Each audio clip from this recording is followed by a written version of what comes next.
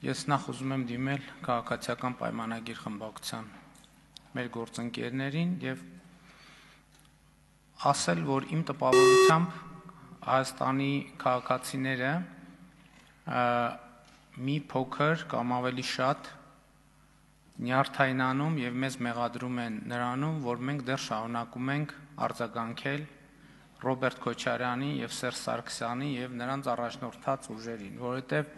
երբեմն քաղաքացիները, ես ուզում եմ վերջին շրջանի արձագանքների մասին խոսել, նրա մասին են, որ մարդիկ ասում են մեկ-մեկ նենց տպավորություն է, որ շատ հարմար է տեղ է դա ձեզ համար եւ այդ խոսակցությունների մեջ մտնում եք, որպեսզի այն իրական խնդիրները, որ կան, որ պետքա քննարկենք, լուծումները գտնենք, բանաձևեր գտնենք, դրանցից խուսափենք, որ իբր դրանցից խուսափենք։ Իրականում խնդրեմը ուրիշ տեղ է։ Իրականում խնդրեմը հետեւյալի մեջ է, որ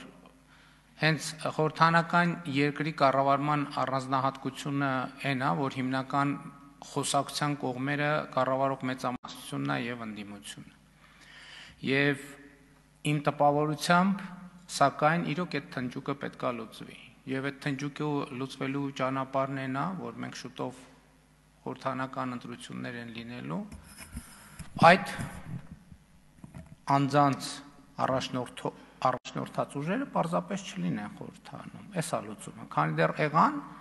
այս նույն իրավիճակը շարունակվելու է, եւ ես կարծում եմ, որ իրոք հասունացել է այդ